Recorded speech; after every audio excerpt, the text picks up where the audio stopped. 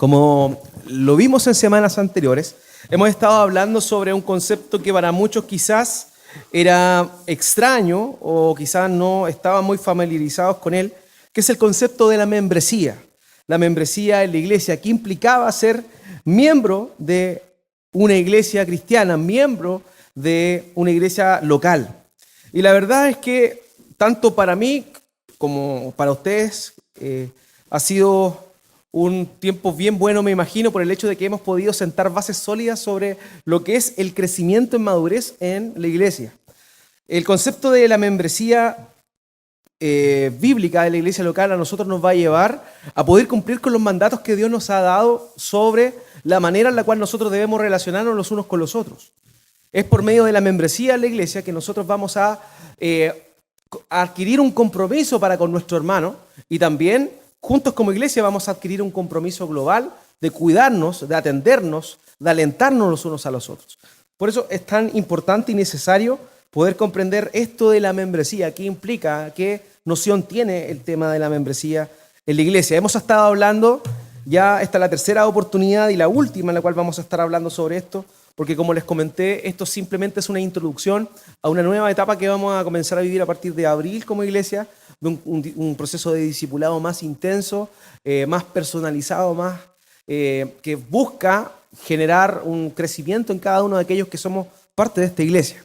Entonces, previo a eso, para que comprendiéramos la necesidad que tenemos de establecer un concepto de membresía y también un concepto de qué verdaderamente implica ser un cristiano, es que estamos hablando sobre esta temática de la membresía en la iglesia. Vimos que la membresía es bíblica, ¿por qué? Porque la misma Escritura nos menciona en muchas oportunidades que no cualquiera que asistía a una congregación era parte de la iglesia. Vimos que el apóstol Pablo dice que cuando ustedes se reúnan, está refiriéndose a un grupo determinado de personas. Y no se está refiriendo a toda la gente que llegaba al lugar de reunión de la iglesia, ¿ya? También había gente que no era parte de la iglesia, pero que asistía a la iglesia. Esa es la idea de esta concepción que nosotros vemos en las Escrituras. No todas las personas que participan de la iglesia visible son parte de la iglesia de Dios. ¿Por qué? Porque básicamente la iglesia de Cristo es el grupo de todos aquellos que han nacido de nuevo, aquellos que han puesto su fe en Cristo. Y nosotros vemos que en esta iglesia o en otra iglesia puede haber personas que asisten a la iglesia, pero que verdaderamente no han nacido de nuevo. Entonces, son parte de la iglesia visible, por llamarlo de esa forma, pero no son parte del cuerpo glorioso de Cristo por el cual Él murió. ¿Ya? Entonces, por eso hay que hacer esa distinción. Por eso es que esta idea de la iglesia es tan importante. Etimológicamente hablando, de iglesia significa un grupo de personas, ¿ya?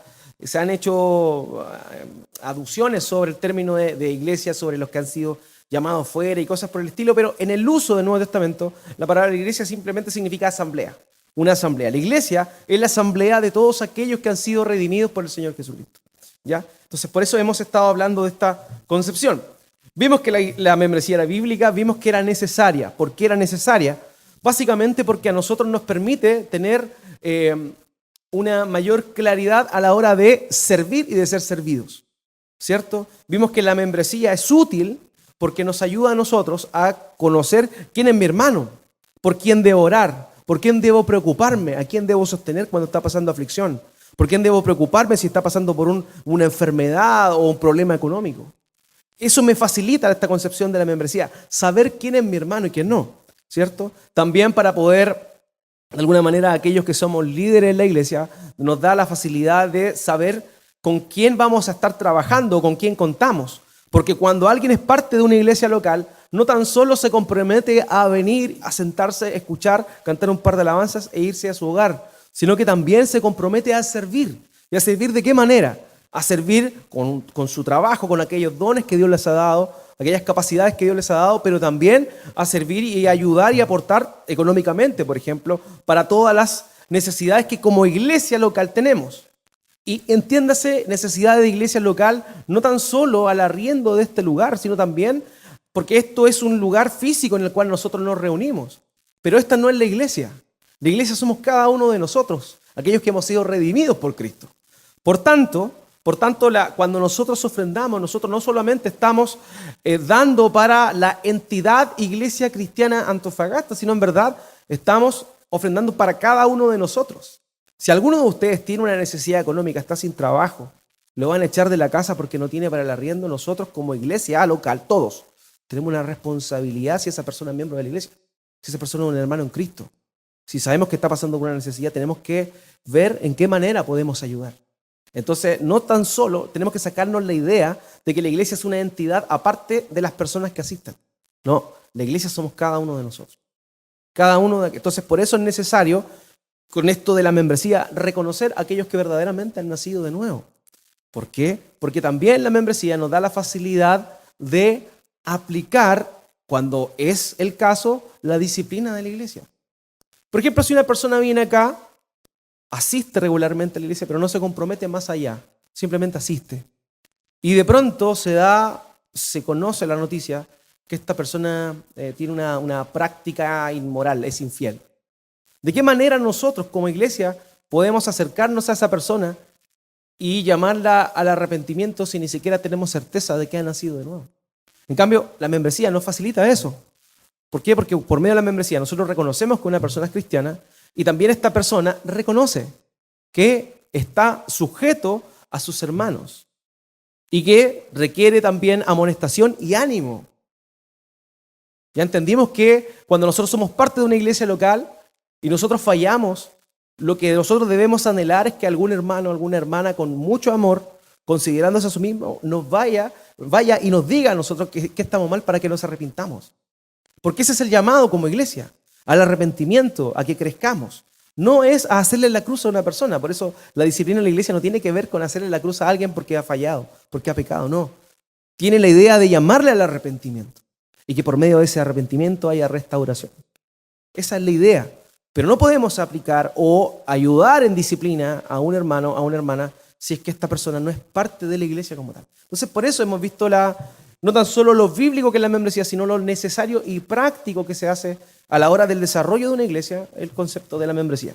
Ahora bien, hoy día vamos a estar viendo algo bien importante porque de alguna manera cuando hablamos de la membresía y las cosas que les he dicho, pareciera que fuera súper difícil poder alcanzar ese estado de miembro. Pero vamos a ver el día de hoy que las características de una persona que es miembro de la iglesia no son muy sobrenaturales tampoco, ¿ya? ¿Cuáles son los requisitos de la membresía? Vamos a estar hablando entonces esta mañana. Ahora, ¿cómo debe ser un miembro? Lo primero, hermanos míos, que tenemos que saber es que la membresía no es para un grupo selecto de supercristianos que no fallan nunca, que no pecan, que tienen una moral intachable, que pagan todas sus deudas y no están en DICOM. No, de ninguna manera.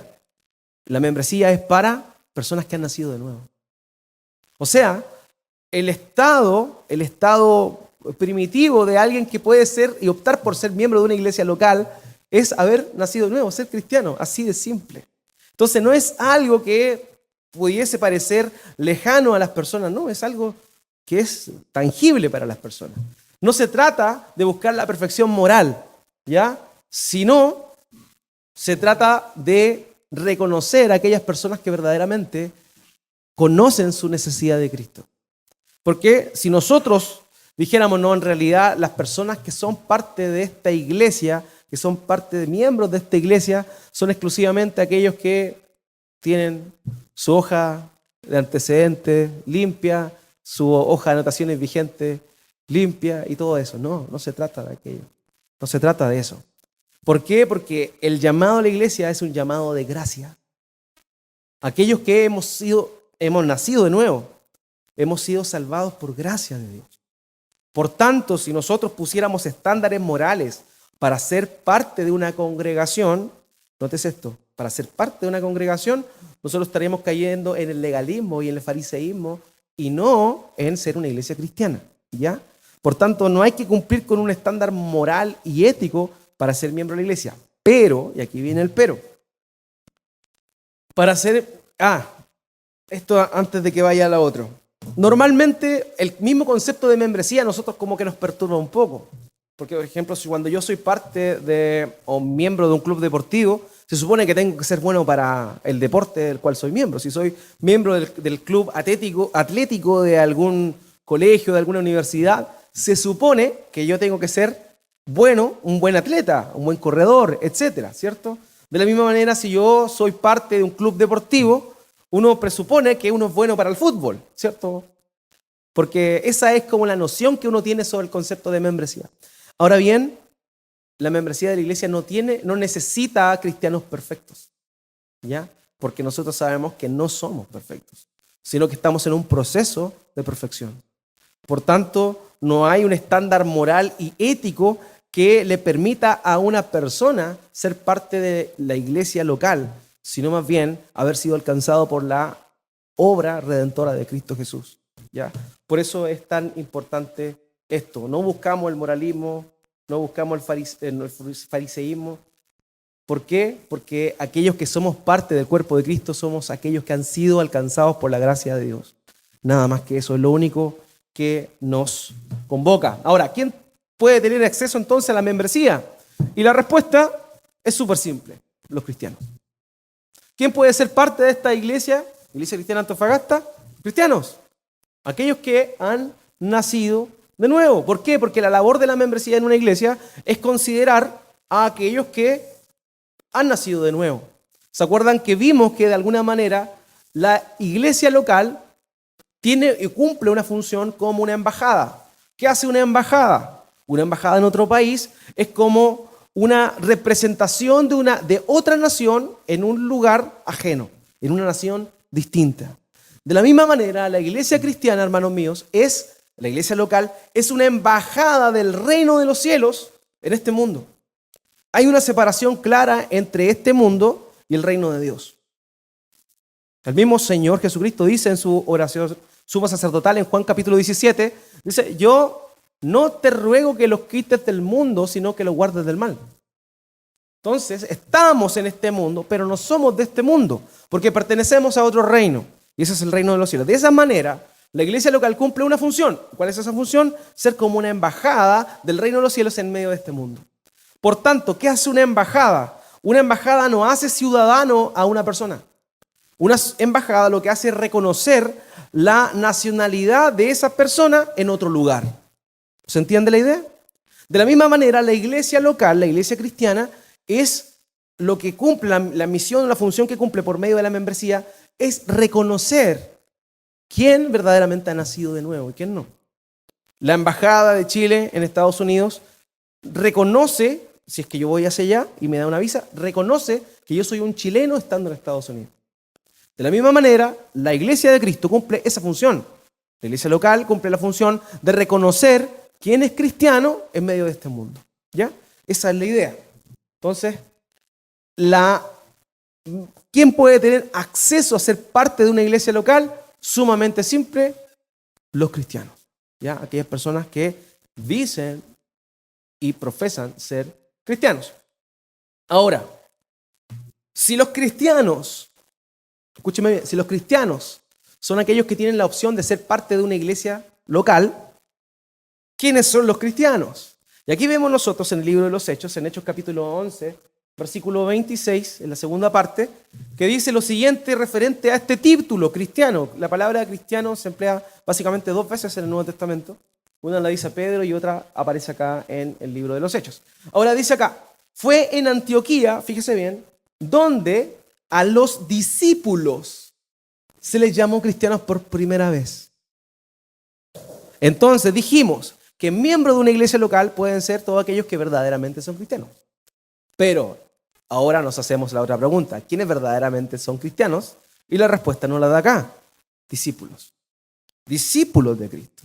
O sea, un discípulo de Cristo puede ser parte de una iglesia local. Ahora se da cuenta que ya va la cosa como segregándose un poquito más y ya es más específico. Porque a veces uno tiene esa tendencia, esa noción de, incluso que nace del catolicismo romano, de que todas las personas son hijos de Dios, ¿cierto? No, si todos somos hijos de Dios. No, mentira, patrañas, eso no es verdad. Aquellos que no nacieron ni de carne, ni de sangre, ni de voluntad de hombre, ni de varón, son aquellos que engendró Dios. Esos son los que tienen la potestad de ser llamados hijos de Dios, según el Evangelio de Juan. Entonces, eso tenemos que tener en primer lugar claro. Las personas que son parte de la iglesia de Cristo son aquellos que han nacido de nuevo, son cristianos, son personas que siguen a Cristo. Eso significa ser un discípulo de Cristo. Por tanto, como iglesia no podemos reconocer a cualquier persona que viene acá como un discípulo de Cristo, porque para ser discípulo de Cristo hay que hacer ciertas cosas. De manera previa tiene que haber habido algo. No todas las personas serán discípulos de Cristo.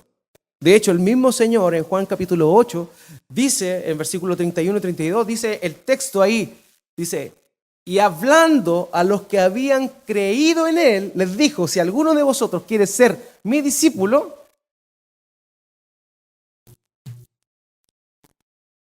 no, esa no es esa parte. Pero dice, guardará mi palabra. ¿Ya? Entonces, hermanos míos, el concepto del discípulo es más allá del de un creyente. Porque el Señor le dijo a los creyentes de ese lugar si querían ser discípulos. ¿Se da cuenta? Hay una diferencia entre alguien que simplemente cree algo a alguien que es un discípulo. La idea del discípulo es una idea bien interesante, es un concepto bastante grande que no lo vamos a desarrollar hoy, pero que vamos a estar viendo en algunos versos la esencia de lo que implica ser un discípulo. Y vamos a darnos cuenta que no cualquiera puede ser parte de una iglesia, porque no cualquiera puede ser reconocido como cristiano. ¿Ya? Normalmente hay un dicho popular que dice aquel fulano, aquel cristiano, hablando de cualquier persona. ¿Ya? No, un cristiano no es cualquier persona, un cristiano es un discípulo de Cristo. Veamos aquí, Mateo de capítulo 16. Ahora viene lo que decía mi hermano por ahí. Mateo capítulo 16, verso 24, dice lo siguiente. Luego Jesús dijo a sus discípulos, fíjese, si alguien quiere ser mi discípulo, tiene que negarse a sí mismo, tomar su cruz y seguirme. ¿Se da cuenta que no cualquier persona es discípulo? ¿Por qué? Porque para ser discípulo tiene que, en primer lugar, negarse a sí mismo. No todas las personas se niegan a sí mismos, y por tanto, no todas las personas pueden ser parte de la iglesia. Entonces, por eso quiero hacer hincapié harto en esto, porque lo que se busca con el concepto de la membresía en la iglesia es básicamente eso, reconocer quiénes verdaderamente han nacido de nuevo, quiénes se han negado a sí mismos, quiénes son discípulos de Cristo, quiénes están siguiendo a Cristo, quiénes han dejado su antigua vida para seguirle a Él. No para ser mejores, hermanos míos, Dios no te salva para ser mejor. Dios no quiere que tú seas mejor, Dios quiere que tú seas como Cristo. Porque mejor es un término muy bajo en la expectativa que Dios tiene. Dios no quiere que tú seas mejor persona. Dios no quiere que tú seas un campeón. Dios quiere que tú seas como Cristo. Por tanto, eso es lo que busca Dios cuando nos llama a nosotros a ser cristianos y a ser sus discípulos. Entonces, si alguien quiere ser mi discípulo, tiene que negarse a sí mismo, tomar su cruz y seguirme. También aquí hay algo importante, hermanos míos, que debemos notar. Aquel discípulo de Cristo es aquel que verdaderamente ha confesado al Señor, ha hecho una declaración pública de fe. Vemos acá, por ejemplo, en Mateo capítulo 16, verso 15 al 18, un momento determinado en el cual el Señor Jesucristo estaba por la ciudad de Cesarea, en Filipos, y llega a un lugar y le pregunta a sus discípulos, ¿qué dice la gente? ¿Quién soy yo? Entonces algunos dicen, bueno, uno cree que fue el Bautista, otros Jeremías o alguno de los profetas. Entonces el Señor es más específico y le dice aquí, ¿y ustedes? Le preguntan los discípulos, ¿quiénes dicen que soy yo? Tú eres el Cristo, el Hijo del Dios viviente, afirmó Simón Pedro. Dichoso tú, Simón, hijo de Jonás, le dijo Jesús, porque eso no te lo reveló ningún mortal, sino mi Padre que está en el cielo. Yo te digo que tú eres Pedro, y sobre esta piedra edificaré mi iglesia, y las puertas del reino de la muerte no prevalecerán contra ella. Fíjese acá, él está reconociendo que la revelación que Pedro tiene es algo que proviene de lo alto, proviene del Padre. Pero la frase que dice ahí Pedro es tremendamente profunda. Tú eres el Cristo, el Hijo del Dios viviente, un discípulo de Cristo. Un cristiano tiene que saber en primer lugar, creer y confiar en esa declaración de fe tan sencilla pero tan profunda. Tú eres el Cristo, el Hijo del Dios viviente. Una persona que es cristiana es aquella que reconoce en primer lugar que Jesús es el Cristo. ¿Quién es el Cristo? Vamos un poquito a la concepción hebrea del asunto. Cristo es la palabra griega para referirse al Mesías. Cristo significa ungido, esa tiene la idea primitiva de eso, de ser ungido. ¿ya? El ungido de Dios, el Cristo. Entonces, cuando decimos Mesías o decimos Cristo, estamos diciendo lo mismo. Entonces, cuando Él dice, tú eres el Cristo, está diciendo que Jesús es el cumplimiento perfecto de la promesa que Dios había dado a su pueblo de completa y absoluta redención. Entonces, aquella persona que dice ser cristiana, en primer lugar, tiene que reconocer que Cristo, estoy diciéndolo súper sencillo porque podemos profundizarlo más, pero súper sencillo, que Cristo es la esperanza, el cumplimiento de la esperanza que tenemos en Dios. ¿Ya? Eso es lo primero. Cristo es el cumplimiento perfecto de las promesas que Dios nos ha hecho, de redención, de salvación, de eterna redención. Y lo segundo es también increíble. ¿Por qué? Porque los judíos en aquel entonces, los religiosos, sabían que había de venir un Mesías. Ellos lo esperaban. Ellos lo esperaban. Pero lo que ellos no tenían bien claro era este segundo elemento que Pedro está diciendo acá. Ellos tenían la esperanza de recibir a un gobernador, a un político, a un guerrero que los librara del yugo opresor de Roma en aquel entonces. Eso es lo que ellos esperaban, un libertador que les trajera paz, que reivindicara sus límites con las otras naciones y que volviese a tener el reino, la gloria que tuvo otrora en el tiempo de David y Salomón. Eso era lo que la esperanza judía de aquel entonces creía o anhelaba, ¿ya? Entonces, ese es el concepto del Cristo. Pero acá, Pedro está diciendo, por revelación de Dios, que este Cristo, este Jesús que estaba ahí, era el Mesías, pero a la vez era el Hijo de Dios. O sea, el ser el Hijo de Dios involucraba que era Dios mismo, puesto que tiene la misma naturaleza y sustancia que Dios. Entonces, la declaración de Pedro nos dice una verdad que todo cristiano debe creer, debe saber y debe asumir y experimentar. Que Cristo Jesús es el cumplimiento de toda la promesa de Dios y a la vez es Dios mismo. Es Dios mismo. Ese es un verdadero cristiano. Aquel que cree que Jesús es el cumplimiento de las promesas, pero a la vez es hijo de Dios. Y al ser hijo de Dios, tiene su misma naturaleza, por tanto es Dios. Por eso, los testigos de Jehová no son cristianos. No son discípulos de Cristo. ¿Por qué? Porque ellos no creen que Jesús sea Dios mismo. El hecho de ser hijo de Dios necesariamente implica que Él es Dios. Yo soy un ser humano, tengo hijos, mis hijos son seres humanos. Una cosa de naturaleza. El hecho de declarar que Jesucristo era el Hijo de Dios, y no de cualquier Dios, del Dios viviente, cumple con la declaración de que verdaderamente Jesucristo es Dios mismo. Entonces esa es la esperanza y la declaración de fe primitiva de un creyente, de un discípulo, de alguien que puede ser parte de una iglesia cristiana local. O sea, la persona que declara, cree y espera que Cristo verdaderamente es el cumplimiento de las promesas de Dios, pero a la vez es Dios mismo. Es Dios mismo. ¿Ya? Los mormones tampoco son cristianos, entre paréntesis. Por si les queda duda. Entonces, lo importante de esto, como les decía, es que un cristiano, un discípulo, alguien que puede ser parte de una iglesia local, debe tener en primer lugar por lo menos un entendimiento de Cristo, de su obra, de su persona. ¿Ya? Es necesario, es necesario. Si hay una persona que está acá o en otra iglesia que va, asiste y escucha, y de pronto usted le pregunta, ¿y usted en qué cree? No, yo creo en Dios, en la Virgen y todos los santos. ¿Yo puedo decir que esa persona es cristiana? Alguien de manera simple puede decir, bueno, igual cree en Cristo, por tanto, quizá es cristiano. Pero es cristiano realmente. No es cristiano porque su esperanza no está puesta única y exclusivamente en Cristo. Hay mediadores ahí. Y hay un solo mediador entre Dios y los hombres, Jesucristo hombre. No hay otro.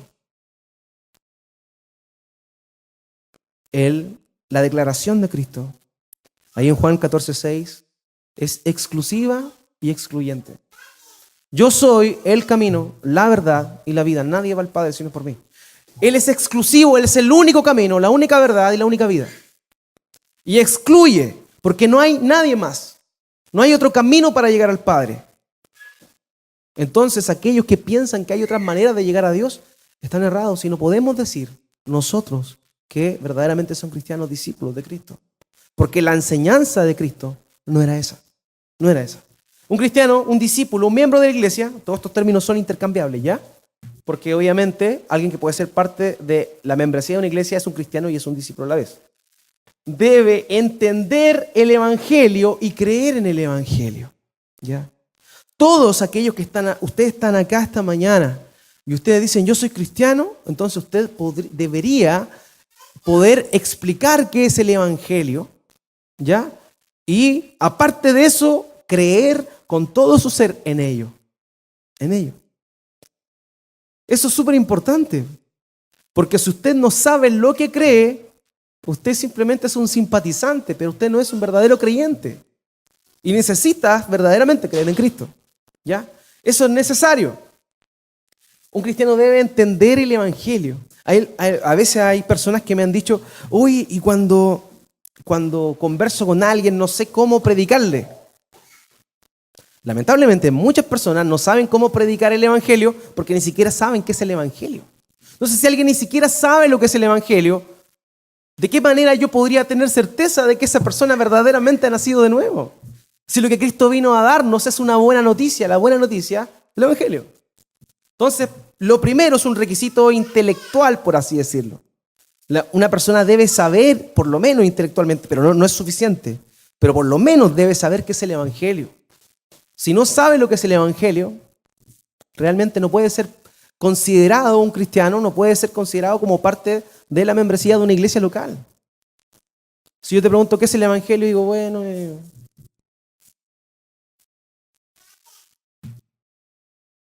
que Dios vino, porque típico dice Dios vino, porque Dios vino a este mundo y Jesús murió y eso.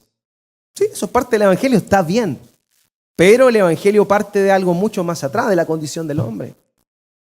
De tu condición. ¿Cómo estás tú frente a Dios? ¿Cómo estás tú en tu estado a la hora de presentarte delante de Dios?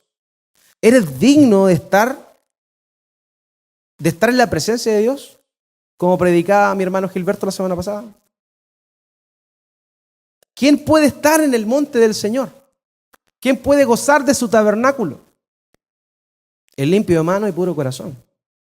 ¿Hay alguno aquí que es limpio de mano y puro corazón? ¿Hay alguno que no tiene tacha alguna? No, estamos todos descalificados. Entonces de ahí parte esto. La buena noticia del evangelio parte de la mala noticia de la condición del ser humano. El ser humano está muerto en sus delitos y pecados. El ser humano está condenado a el castigo eterno del lago de fuego y azufre. Ese es el estado del ser humano, porque nadie puede entrar con una mancha delante de la presencia de Dios. Dios aborrece la maldad.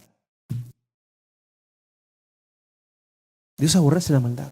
Por tanto, de ninguna manera alguien de esas características puede entrar ahí. Entonces, lo primero del evangelio es reconocer eso. Bueno, para los que quizás han llegado hace poco a la iglesia, en YouTube, en el YouTube de la iglesia, en el canal de YouTube, está un estudio más o menos largo sobre el evangelio, así para que después no salga pillado que no sabe lo que es el evangelio. ¿Ya? Puede revisarlo ahí. Bueno, entonces un cristiano debe conocer el evangelio.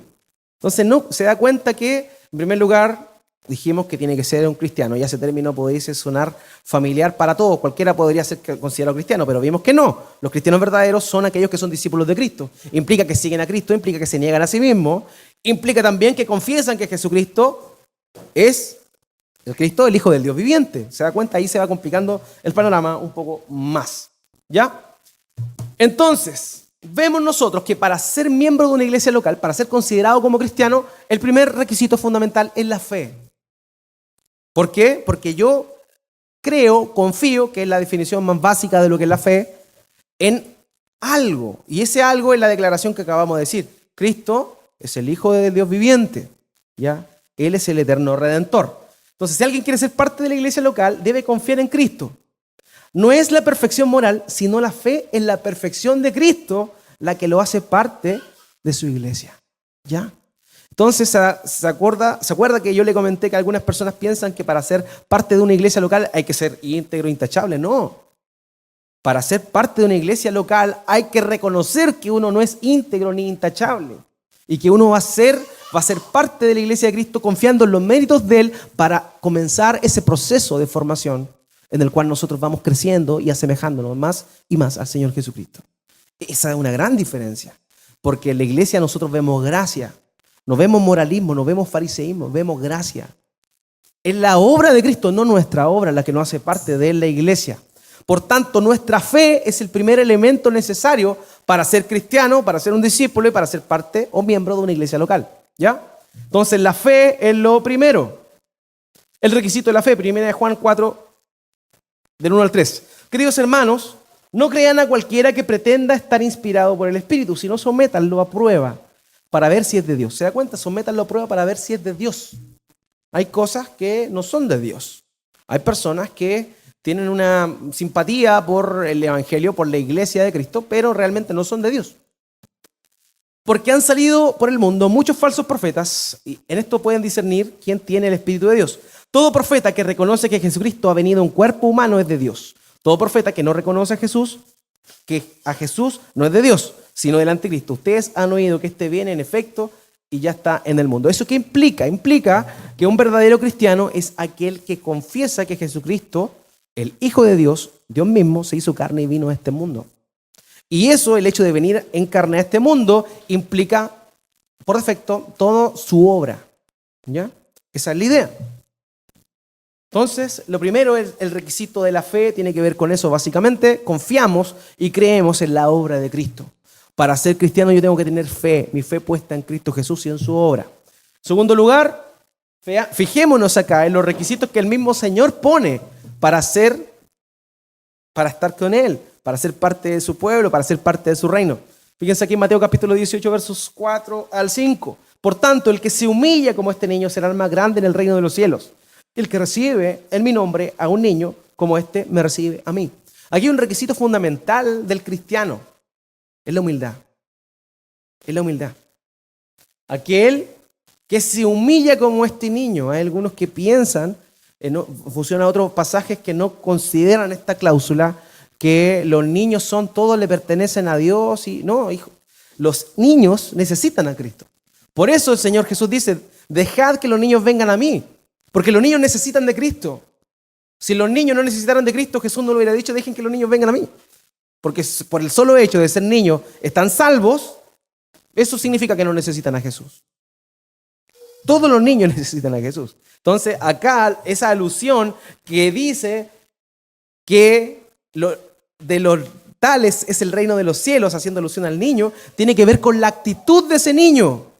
¿Cuál era la actitud de ese niño? La humildad. Entonces no está hablando de una manera genérica de los niños como tales. Y ahí es donde algunos empiezan a especular y dicen, bueno, es que los niños ¿cómo son? Los niños tú les pegás y se olvidan a los 5 minutos. Tenemos que ser como niños. No, se está refiriendo a una cosa en particular. Se está refiriendo a la humildad de este niño.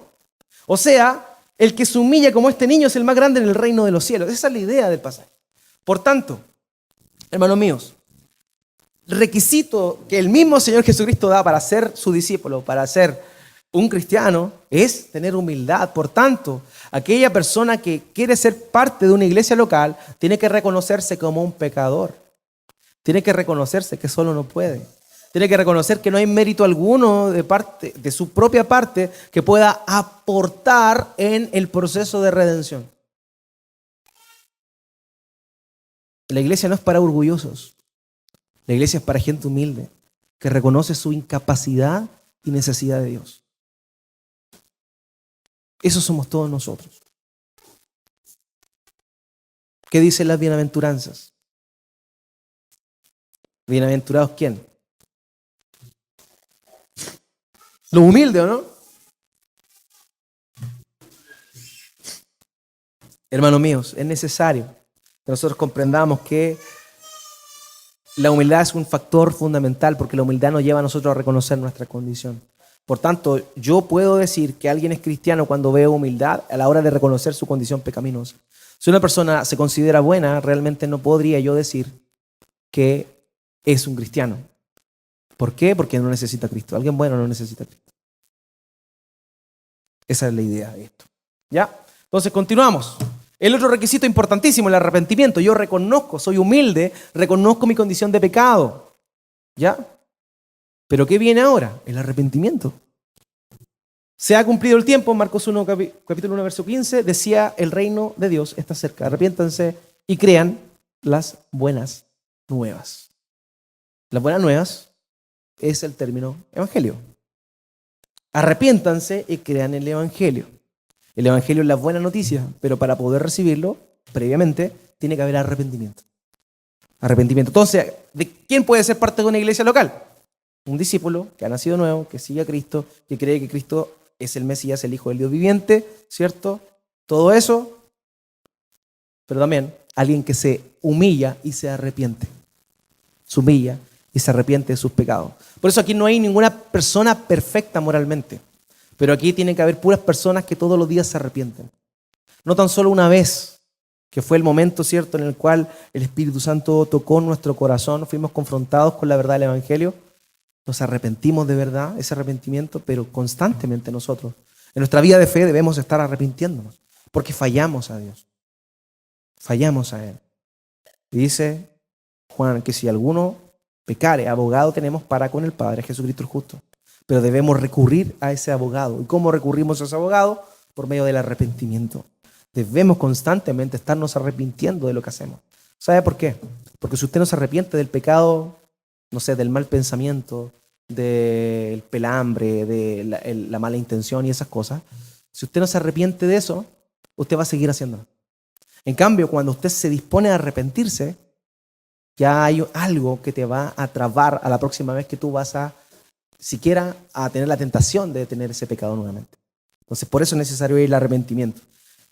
La iglesia de Cristo está llena de personas que se arrepienten constantemente y confían únicamente en la sangre de Cristo. Ahora, ¿qué es lo que te califica o cualifica como cristiano? Ya lo vimos, no es tu perfección, sino tu reconocimiento de tu falta de ella. ¿Ya?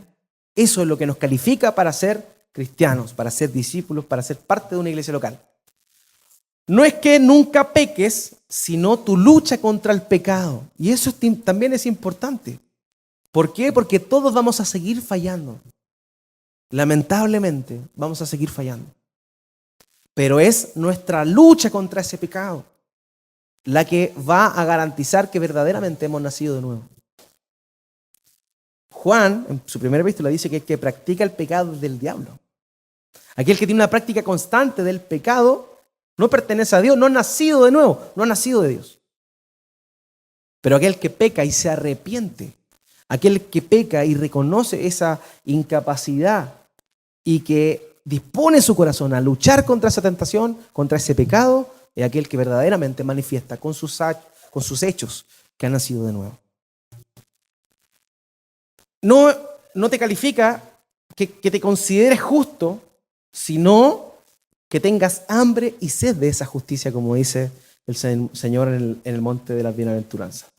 Lo otro no es lo que haces para salvarte, sino lo que Cristo hizo para salvarte. ¿Ya?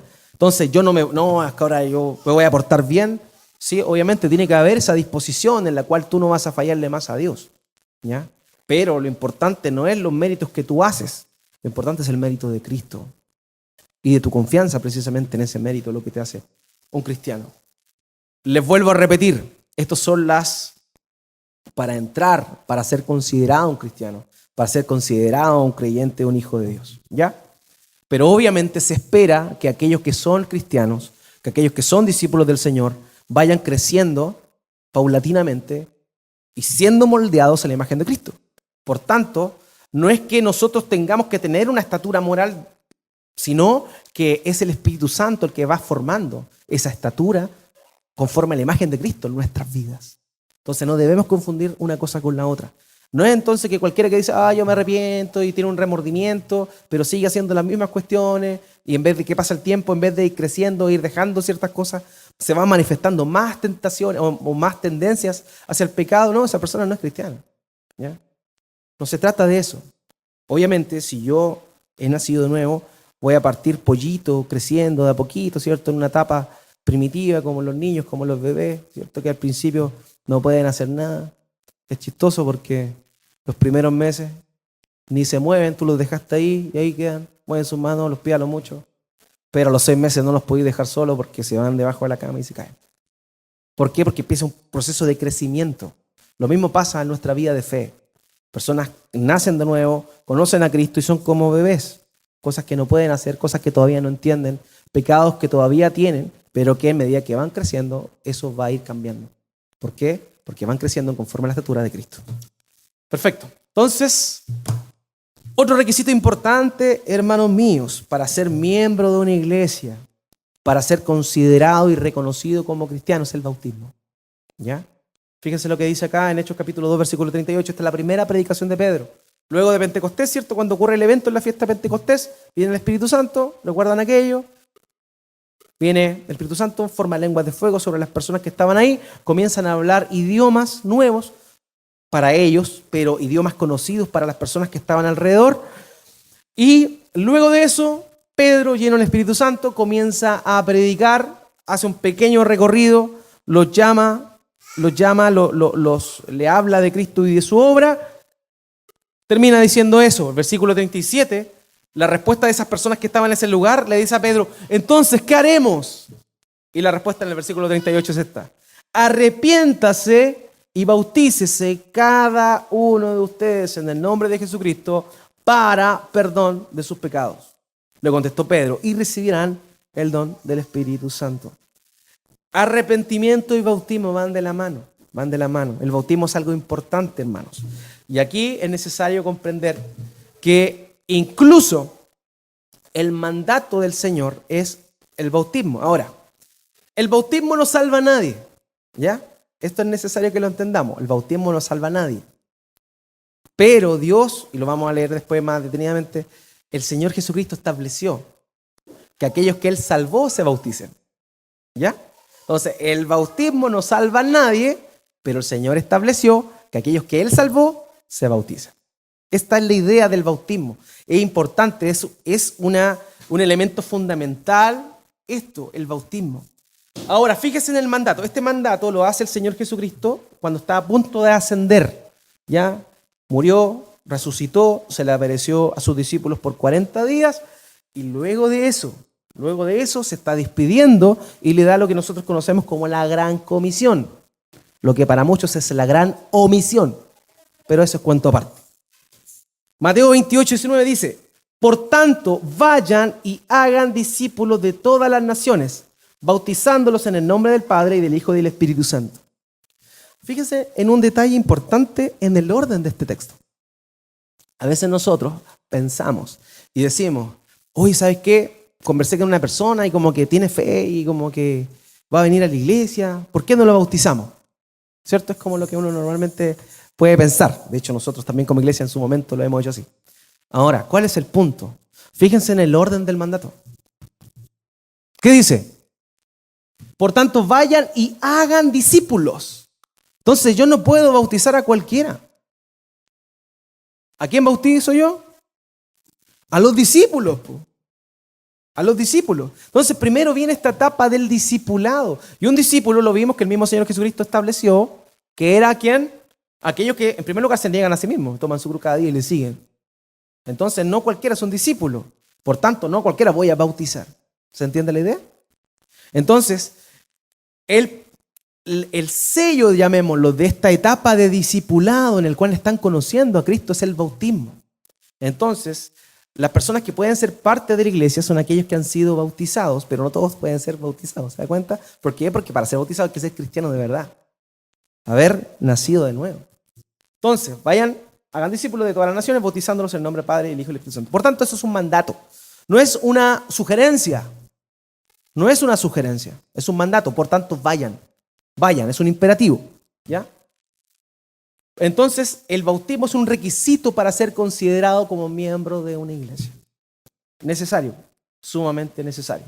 Como les dije delante, el bautismo no salva a nadie, pero el Señor quiso que aquellos que Él salvara se identificaran, fíjese acá, públicamente con Él y con su pueblo por medio del bautismo, porque eso es lo que busca el bautismo.